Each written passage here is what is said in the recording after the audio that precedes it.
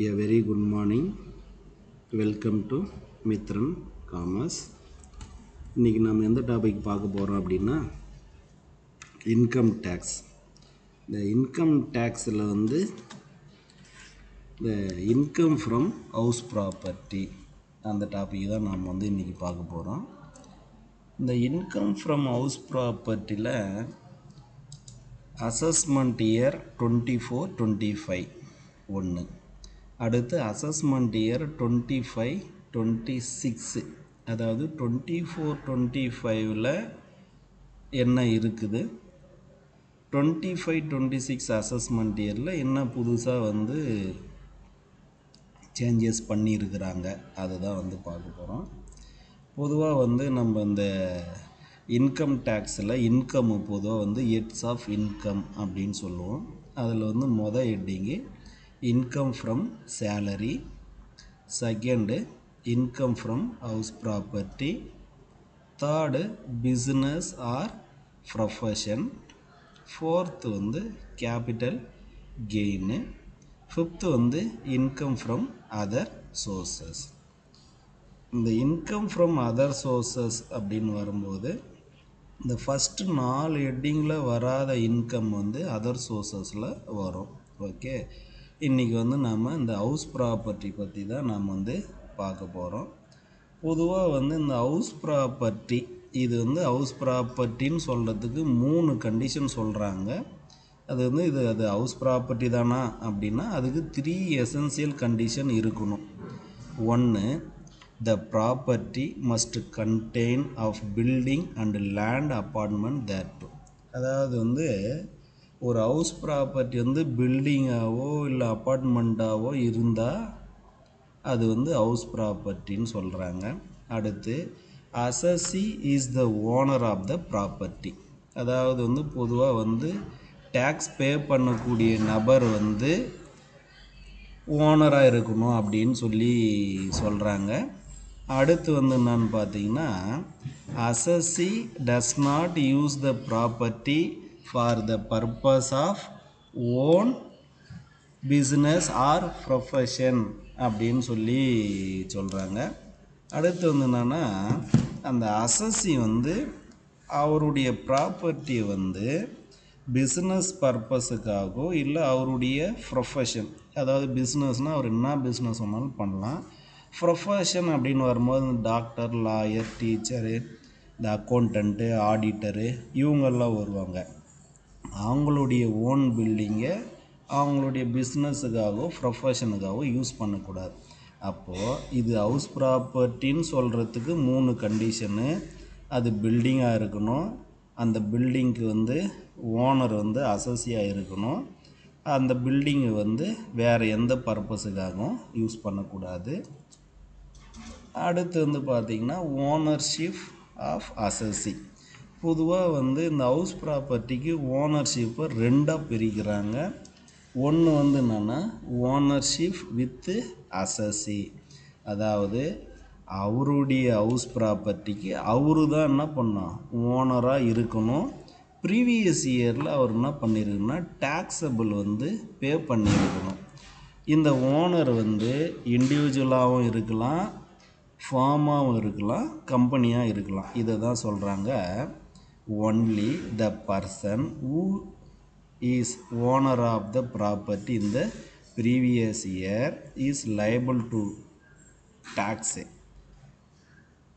respect of income from the property. அந்த ப்ராப்பர்ட்டிக்கு அவர் previous இயரில் tax பே பண்ணியிருக்கணும் அப்படின்றாங்க.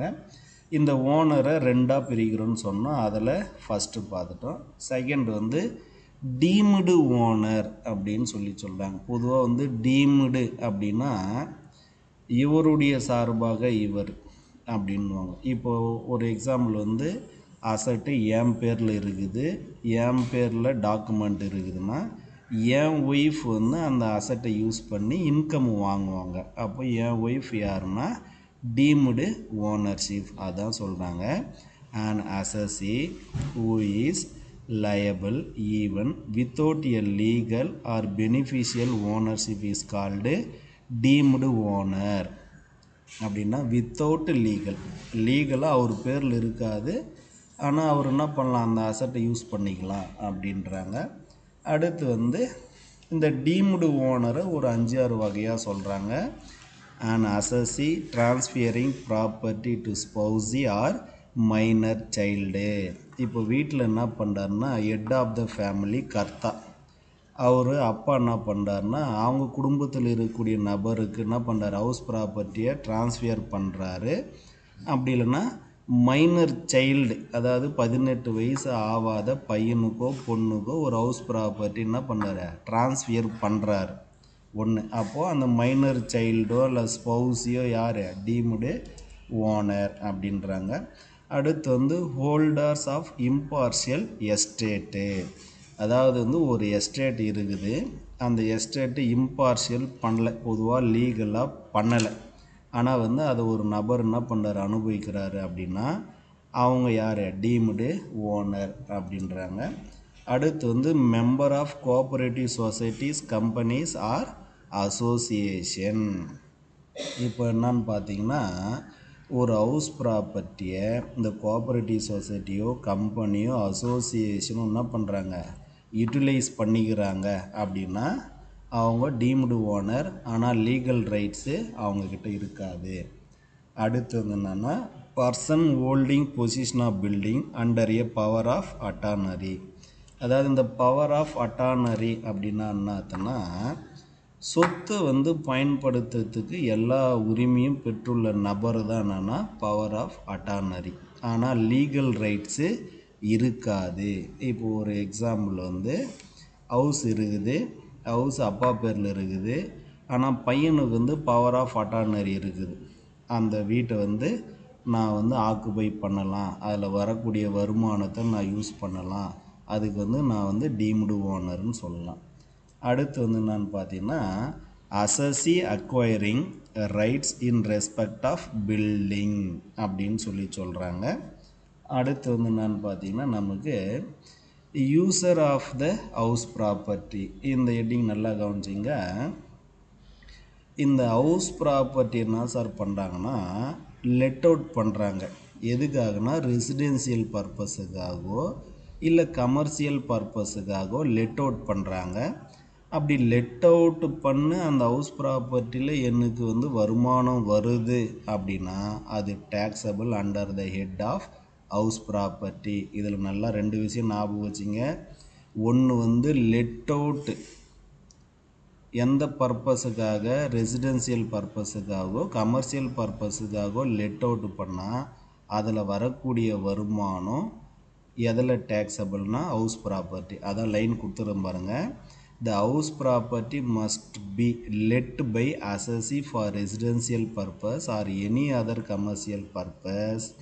The income derived from letting out such house property will always taxed under this head. Under this head na house property.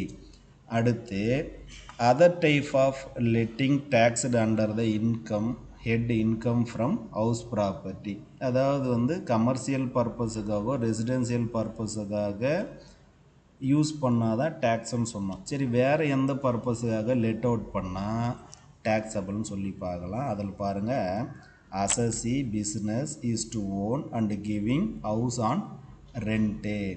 இப்போது ஒரு வீடு இருக்குது, அந்த வீடு வந்து அசஸி அவருடைய ஓன் பிஸ்னஸுக்காகவே பயன்படுத்திக்கினா அதுக்கு ரெண்ட்டு தராருன்னா அது எதில் டேக்ஸபிள்னா இன்கம் ஃப்ரம் ஹவுஸ் ப்ராப்பர்ட்டி. நல்லா கவனிங்க.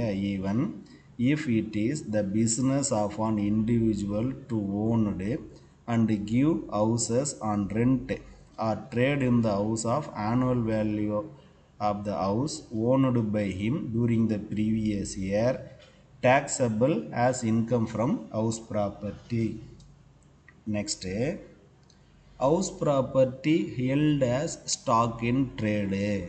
ஒரு எக்ஸாம்பிள் வந்து ஹவுஸ் ப்ராப்பர்ட்டியை ஸ்டாக்குக்காக நான் பயன்படுத்திக்கிறேன், ஏதாவது கூட்ஸு சேவ் பண்ணுறதுக்காக நான் பயன்படுத்துகிறேன் அப்படின்னா அதில் வரக்கூடிய இன்கம்மு எதில் டேக்ஸபிள்னா இன்கம் ஃப்ரம் ஹவுஸ் ப்ராப்பர்ட்டி. அதுதான் சொல்கிறாங்க பாரு. The property as stock in trade of business, annual value of property would be taxed as income from house property. Next, இந்த ப்ராப்பர்ட்டி வந்து அக்வயர் பண்ணுறாங்க எதுக்காகனா மணி லெண்டிங், அதாவது மணி லெண்டிங்காக பண்ணுறாங்க அப்படின்னா அது வந்து treated as a stock in ட்ரேடாக எடுத்துக்கின்னு அதுவும் எதில் வரும், income from house property. Next வந்து building held as stock in trade. இப்போ வந்து ஹவுஸு மட்டும்தான் ஸ்டாக் இன் ட்ரேடு யூஸ் பண்ணால் ஹவுஸ் ப்ராப்பர்ட்டியில் டேக்ஸபிளானா சேம் லைக் தட்டு பில்டிங்கை வந்து ஸ்டாக் இன் ட்ரேடுக்காக யூஸ் பண்ணுறோம் அப்படின்னா அதில் பாருங்கள், where any property held stock in trade and not letting during the year the annual value is nil. இப்போ ஸ்டாக் இன் ட்ரேடுக்காக எடுத்துட்டோம், ஆனால் நாம் என்ன பண்ணுறோம், அது யாருக்கும் லெட் அவுட் பண்ணலை, அது வந்து லெட் அவுட்டு எடுத்துக்கல அப்படின்னா அதனுடைய ஆனுவல் வேல்யூ வந்து நில்லு. அடுத்து வந்து பார்த்திங்கன்னா இதில் ஒரு சில எக்ஸம்ஷன் கேஸ் எல்லாம் தராங்க, எதெல்லாம் வந்து எக்ஸம்ஷன் வரும் அப்படின்னு வரும்போது அந்த ஹவுஸ் ப்ராப்பர்ட்டி வந்து இன்கமில் வராது, ஏதோ ஒரு ஆனுவல் வேல்யூ வந்து ஹவுஸ் ப்ராப்பர்ட்டியில் வராது. அதில் பாருங்கள், house property used for அசஸி own business or profession. இப்போ இதில் வந்து பார்த்திங்கன்னா இதில் இந்த ஹவுஸ் ப்ராப்பர்ட்டி அசஸி வந்து ஓன் பிஸ்னஸுக்காகவோ ப்ரொஃபஷனுக்காகவோ யூஸ் பண்ணார்னா அது வந்து இன்கம் ஃப்ரம் ஹவுஸ் ப்ராப்பர்ட்டியில் டேக்ஸபிள் வராது. ஆனால் வந்து எந்த ஹெட்டில் டேக்ஸபிள்னா profit of business or profession. ஏன் இது வந்து ப்ராஃபிட் ஆர் பிஸ்னஸ் ஆர் ப்ரொஃபஷனில் டேக்ஸபிள்னா it is not on house property income. அவர் வந்து ஹவுஸ் ப்ராப்பர்ட்டியை லெட் அவுட் பண்ணலை, ஆனால் எதுக்கு யூஸ் பண்ணிக்கிறாருன்னா பிஸ்னஸுக்காகவும் ப்ரொஃபஷனுக்காகவும் யூஸ் பண்ணிக்கிறார். Next, the house property let to employees own building. அவர் என்ன பண்ணுறாருன்னா the employer owing residential house let to them on the rent to is own employee. அதாவது இதில் என்ன சொல்கிறாங்கன்னா இந்த ஓனர் வந்து எம்ப்ளாயிக்கு வந்து லெட் அவுட் பண்ணுறார், அதான் சிம்பிள் கான்செப்ட். அப்படி லெட் அவுட் பண்ணுறாருன்னா இப்போ எம்ப்ளாயிக்கு வந்து என்னன்னு பார்த்தீங்கன்னா அது வந்து டேக்ஸபிள் வரும். எதில் டேக்ஸபிள்னா profit and gain of business or profession. Next அடுத்து வந்து house mean for residential purpose of employee let to பேங்க்கு. அதாவது வந்து ஹவுஸ் வந்து ரெசிடென்சியல் பர்பஸ் தான், அது வந்து ரெசிடெண்ட்டுக்காக தான் கொடுக்குறார். ஆனால் யாருக்கு லெட் அவுட் அப்படின்னா பேங்க்கு, போஸ்ட் ஆஃபீஸு, இந்த போலீஸ் ஸ்டேஷனு, இந்த மாதிரி வேறு ஏதாவது வந்து கவர்மெண்ட் பர்பஸுக்காக அவங்க வந்து லெட் அவுட் பண்ணுறாங்கன்னா அதில் ஒரு வருமானம் வரும். அதாவது வந்து வருமானம் வருது அப்படின்னா அது எதில் சார் வந்து டேக்ஸபிள்னா profit and gain of business or professional. பாருங்கள், when house mean for residence of own employees led to bank, post office or police station to carry on business or more efficiently அப்படின்னு சொல்கிறாங்க. அப்போ அதில் வரக்கூடிய வருமானம் taxable in profit and gain of business or profession. Next, composite letting of building with other அசட்டு. நல்லா ஞாபகம் வச்சுங்க, இது ரொம்ப முக்கியமானது. இப்போ காம்போசிட் அப்படின்னா இணையாக, இணைந்து அப்படின்னு சொல்லுவாங்க. இப்போ நான் வந்து ஹவுஸை வந்து வாடகை விடுறேன்னா அந்த ஹவுஸாக கூட சேர்த்து ஃபர்னிச்சரு, இந்த ஃபிட்டிங்ஸு, இது எல்லாமே ஒரு எக்ஸாம்பிள் வந்து chair, table, TV, fridge, washing machine, இது மாதிரி எல்லா திங்ஸுமே சேர்த்து நான் வந்து வாடகை விடுறேன்னா அதுக்கு பேர் என்னென்னா காம்போசிட் லெட்டிங் பில்டிங் அப்படின்னு சொல்கிறாங்க. அதில் பாருங்கள், where the assessee let on hire machinery plant or furniture belong to him and also building. அவர் என்ன பண்ணுறாரு, machinery, plant, furniture, also building அப்படின்னு சொல்கிறார். இதில் ஒரு வார்த்தை முக்கியம், the letting of building is inseparable from the letting. இப்போ வந்து என்னென்னா இந்த காம்போசிட் வந்து பிரிக்க முடியல அப்படின்னா அதில் வரக்கூடிய இன்கம் வந்து எந்த ஹெட்டில் சார் சார்ஜபிள்னா இன்கம் ஃப்ரம் அதர் சோர்சஸ். அடுத்து சார் இந்த காம்போசிட் லெட்டிங் வந்து பிரிக்க முடியலன்னா தான் இன்கம் ஃப்ரம் அதர் சோர்சஸில் வந்து டேக்ஸபிள்.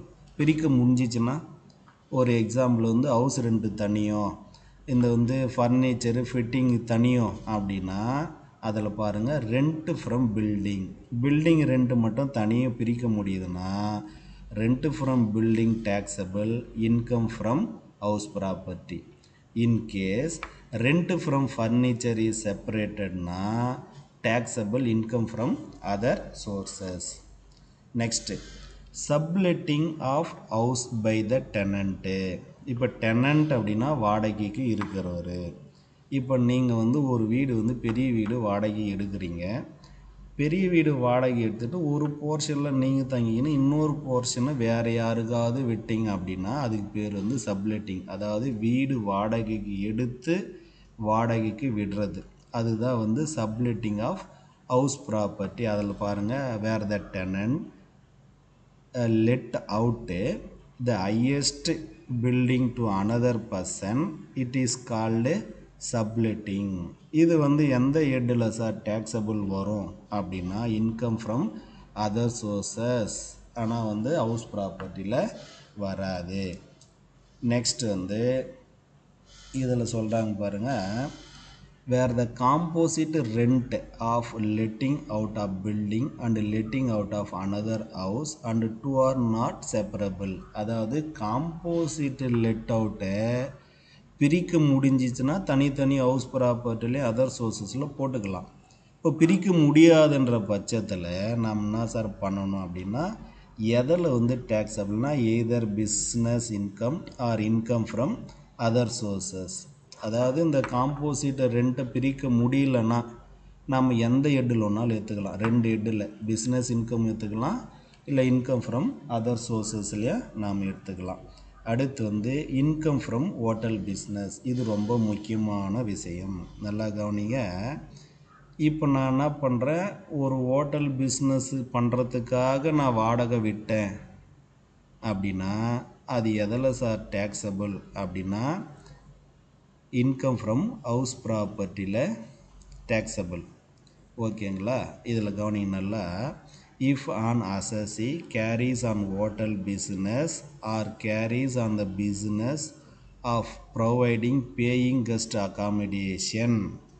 அதாவது இப்போ நான் அசஸி, வீடு என்னது, பில்டிங் என்னது, நான் என்ன பண்ணுறேன், ஹோட்டல் பிஸ்னஸ் பண்ணுறேன், பேயிங் கெஸ்ட்டுக்காக ரூம் தரேன் அப்படின்னா அது வந்து பிஸ்னஸ் தான். நான் வந்து வீடு வந்து வாடகைக்கு விடலை, டெனண்ட்டுக்கு விடலை. அப்படின்ற பட்சத்தில் எதில் சார் டேக்ஸபிள்னா பிஸ்னஸ் ஆர் ப்ரொஃபஷன்ஸ். ஒன்று. ரெண்டாவது பாயிண்ட்டு கவனிங்க, if an அசஸி let out is building to another to carry a hotel business such rental income received chargeable under the head income from other sources. அதாவது என்னென்னா நான் வீடு வந்து அவருக்கு வாடகைக்கு விட்டுட்டேன், ஆனால் அவர் என்ன பண்ணுறாருன்னா அதில் ஹோட்டல் பிஸ்னஸ் பண்ணுறாரு. என்னை பொறுத்த வரைக்கும் நான் அவர் வீடு வாடகைக்கு விட்டுட்டேன், அவ்வளோதான். அது வந்து income from house property. Next வந்து income from house property wholly exempted from tax. அதாவது வந்து என்னென்னா the following cases are exempted from taxes. இதில் number 1 income from farm house. பொதுவாக வந்து இந்த ஃபார்ம் ஹவுஸ் வந்து அக்ரிகல்ச்சரல் இன்கமில் தெளிவாக கொடுத்துருப்பாங்க. அடுத்து வந்து annual value of any one place of ex Indian ruler. அதாவது வந்து 23-24 அசஸ்மெண்ட் இயரில் 2 இடம் கொடுத்துருந்தாங்க. இப்போ 24-25 அசஸ்மெண்ட் இயரில் நமக்கு வந்து ஒரே ஒரு பிளேஸ் தான் எக்ஸ் இண்டியன் ரூலர். அடுத்து என்னென்னா income from house property owned by. இந்த அதாவது ஹவுஸ் ப்ராப்பர்ட்டியில் வரக்கூடிய இன்கம் வந்து இவங்கெல்லாம் ஹோல்டு பண்ணியிருந்தாங்க, இவங்களுக்கெல்லாம் அந்த வருமானம் வருதுன்னா அது எக்ஸம்டட். யாருன்னா local authority, development authority, scientific research association, trade union, charitable trust, political parties, இவங்கெல்லாம் வந்து ஹவுஸ் ப்ராப்பர்ட்டியில் இன்கம் வருதுன்னா அவங்களுக்கு ஃபுல்லி வந்து எக்ஸம்டட். அடுத்து வந்து income of statutory authority from letting of godown or warehouse. அதாவது வந்து இப்போ வந்து என்ன பண்ணுறாங்கன்னா இந்த ஸ்டாச்சுட்டரி அத்தாரிட்டி என்ன பண்ணுறாங்கன்னா லெட் அவுட் பண்ணுறாங்க குடோனுக்காக வேர்ஹவுஸ் பர்பஸுக்காக. அந்த மாதிரி ஏதாவது வந்தது அப்படின்னா அது வந்து எக்ஸம்டட். நெக்ஸ்ட்டு இந்த property income of an educational institution or hospitals. அதாவது இந்த பில்டிங் வாடகை விடுறதோ இல்லை வேறு பர்பஸுக்கு யூஸ் பண்ணுறதோ யார் எஜுகேஷ்னல் இன்ஸ்டிடியூஷனு ஹாஸ்டலாக இருந்துச்சுன்னா ஹாஸ்பிட்டலாக இருந்துச்சுன்னா நமக்கு fully exempted. Next the property income in the case of a person resident of Ladakh. லடாக்கில் அவர் வந்து ரெசிடெண்ட்டு, அங்கே ப்ராப்பர்ட்டி இருக்குது, அதில் வருமானம் வருது அப்படின்னா அது வந்து ஃபுல்லி எக்ஸம்டட். லடாக்குக்கு மட்டும்தான். No other deduction in any other state. அடுத்து வந்து property used for own business or profession. One self occupied property. ஆக்சுவலாக வந்து இப்போதைக்கு வந்து என்னென்னா 2 ஹவுஸ் வந்து எக்ஸம்டட், நமக்கு வந்து டேக்ஸ் வராது. அடுத்து income from house mean for self resident but could not be occupied through out the previous years. அதாவது வந்து ஹவுஸ்னால் அந்த வருஷம் ஃபுல்லாக காலியாகவே இருக்குது, நம்ம லெட் அவுட்டே பண்ணலை அப்படின்ற சுச்சுவேஷனில் நமக்கு வந்து ஃபுல்லி எக்ஸம்டட். ஃபைனலாக வந்து தேங்க்யூ. அடுத்து வந்து இன்னொரு வீடியோ ஒன்று வரும். இது வந்து முதல்ல நல்லா ஃபுல்லாக தியரி நல்லா ரீட் பண்ணுங்கள். நான் சொல்லக்கூடிய வார்த்தையெல்லாம் நல்லா கவனிங்க. தேங்க்யூ.